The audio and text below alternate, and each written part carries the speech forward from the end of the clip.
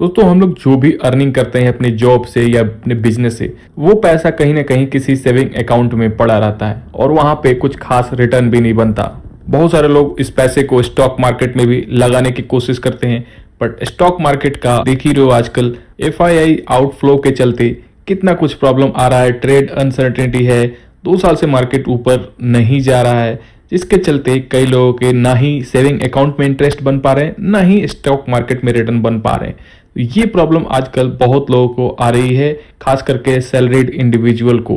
अगर आप देखोगे तो देश के बड़े से बड़े बैंक जैसे कि SBI सेविंग अकाउंट, यहाँ पे भी आपको 2.5% का ही इंटरेस्ट मिल रहा है, यानी कि आपका पैसा इन्फ्लेशन के हिसाब से बहुत बुरी तरह से बीट हो रहा है। यहाँ पे आपका पैसा एक्चुअल में ये ना तो बढ़ रहा है, ये एक्चुअल में घट रहा है और वो अपनी वैल्यू खो रहा है। तो अगर आपको इससे बचना है, फिर भी एक ठीक ठाक इनकम निकालनी है, तो यहाँ पे आपका काम पोस्ट ऑफिस से काफी आसान हो जाएगा और इससे आपके पैसे की वैल्यू भी एटलीस्ट कुछ बनी रहेगी, क्योंकि पोस्ट ऑफिस में भी सेविंग अकाउंट ओपनिंग का ऑप्शन आपके पास खुला है, जहां पे अगर आप देखोगे तो इंटरेस्ट रेट की अगर बात करें तो SBI से कहीं गुना ज्यादा बेटर यहाँ पे इंटरेस्ट रेट देखने को मिलेगा, जो कि 4% पर एनम, यानी कि अकाउंट में आपका पैसा पड़े पड़े एटलीस्ट 4% तो कमा रहा है। वहीं पे देश का इतना बड़ा बैंक वो 2.5% आपको रिटर्न निकाल के दे रहा है। तो अब बात कर लेते हैं इसके कुछ फीचर की, क्योंकि ये सेविंग अकाउंट किसके लिए है, कौन इसमें अकाउंट ओपन करा सकते हैं और कितना इंटरेस्ट मिलेगा। देखो सबसे पहले अगर बात करें इंटरेस्ट की, तो इंटरेस्ट जो है वो 4% पर एनम है, ये बात हमने ऑलरेडी कर ली है। मेन है यहाँ पे minimum amount for opening of account, तो कितना होना चाहिए और कितना मिनिमम बैलेंस या मैक्सिमम बैलेंस होना चाहिए।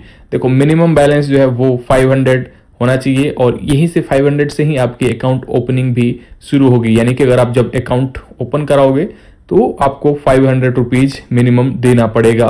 तो अब बात करते हैं अकाउंट ओपन कौन कर सकते हैं। तो देखो ये कोई एक सिंगल आदमी भी कर सकते हैं, या ज्वाइंट अगर आपको करना है तो ज्वाइंट अकाउंट भी आप खोल सकते हो। अगर आप कोई गार्डियन हो तो किसी माइनर के बिहाफ पे आप अकाउंट ओपन कर सकते हो। नेक्स्ट, गार्डियन जो कि अनसाउंड माइंड कोई पर्सन है, उसका गार्डियन बन के भी अकाउंट यहाँ पे ओपन किया जा सकता है। उसके बाद अगर माइनर के केस में देखें, माइनर अपने नाम पे 10 इयर्स के बाद अकाउंट खोल सकता है। तो अकाउंट ओपनिंग की क्राइटेरिया आप यहाँ पे देख पाओगे इस स्क्रीन पे। बात करें कुछ अकाउंट लिमिटेशन की, तो यहाँ पे सबसे मेन जरूरी है कि एक ही अकाउंट खोला जा सकता है किसी एक इंडिविजुअल के नाम पे, और सेम अप्लाई होता है माइनर के केस में भी, यानी कि माइनर जो कि 10 इयर्स के अबव है अपने नाम पे, तो वो भी एक ही खोल सकते हैं, या अनसाउंड पर्सन है वो भी एक ही अकाउंट खोल सकता है। In case of joint holder, तो ज्वाइंट होल्डर जिनके ज्वाइंट अकाउंट है, वो अगर बीच में किसी की डेथ हो जाती है तो सर्वाइविंग होल्डर जो है वो अपने नाम पे ज्वाइंट अकाउंट को रन कर सकते हैं। अदरवाइज अगर सर्वाइवर्स जो कि साथ में जो ज्वाइंट अकाउंट जिनका है उनके नाम पे ऑलरेडी एक सिंगल अकाउंट है, तो वो फिर ज्वाइंट अकाउंट बंद करना पड़ेगा। यही अगर आप देखोगे conversion of single account to joint account वो नहीं पॉसिबल है इस अकाउंट में। और यहाँ पे मेन इंपॉर्टेंट नॉमिनेशन, नॉमिनेशन जो है वो मैंडेटरी है at the time of opening of account, तो ये चीज ध्यान रखना और पूरी डिटेल के साथ ही आप अकाउंट ओपन कर पाओगे। इसके बाद करें माइनर की, तो जो माइनर जो कि 10 इयर्स एबव है वो अगर अपना अकाउंट अपने नाम पे खोलता है तो जैसे ही उसकी एज 18 साल होती है फिर वहां पे KYC फिर से कराना पड़ेगा। अब बात करते हैं विड्रॉल्स की, तो विड्रॉल्स यहाँ पे किस तरह से आप कर पाओगे। विड्रॉल्स का सबसे पहला रूल है यहाँ पे होल रुपीज के अंदर ही विड्रॉल होगा, यानी कि एक राउंड फिगर में ही विड्रॉल होगा। यहाँ पे मिनिमम विड्रॉल जो है वो 50 रुपीज है। लास्ट वाली पॉइंट अगर आप देखोगे तो मिनिमम विड्रॉल आपको 50 रुपीज अमाउंट देखने को मिलेगा, लेकिन जब आप अकाउंट खोलते हो तब आपको 500 रुपीज देने पड़ते हैं। उसके साथ साथ सब्सिक्वेंट डिपॉजिट जो है वो 10 रुपीज का एटलीस्ट आपको डिपॉजिट करना पड़ेगा, उससे कम नहीं होगा। मैक्सिमम डिपॉजिट जो है वो उसका लिमिट नहीं है। उसके बाद अगर देखें तो विड्रॉल जो है वो इतना ही अमाउंट निकाल पाओगे जिससे कि एटलीस्ट उसमें 500 रुपीज का बैलेंस बना रहा है, यानी कि 500 रुपीज जैसे कि अकाउंट ओपनिंग में रहता है उतना 500 रुपीज आपको मेंटेन करके चलना पड़ेगा। और अगर आप 500 रुपीज मेंटेन नहीं कर पाते हो तो 50 रुपीज तक का डिडक्शन आप पे लग सकता है। और अगर अकाउंट बैलेंस एकदम निल है तो फिर वो अकाउंट ऑटोमेटिकली क्लोज भी हो जाएगा। तो ये बहुत ज़्यादा इंपॉर्टेंट यहाँ पॉइंट नोटिस किया जाना चाहिए। मेन बात कर लें इंटरेस्ट की, तो इंटरेस्ट हमने 4% ऑलरेडी एनम देख लिया है। उसके बाद ये इंटरेस्ट जो है वो क्रेडिट होगा at the end of each financial year. तो यानी कि फाइनेंशियल ईयर मार्च टू मार्च चलता है, तो आपको ये इंटरेस्ट अप्रैल में क्रेडिट होगा आपके अकाउंट में।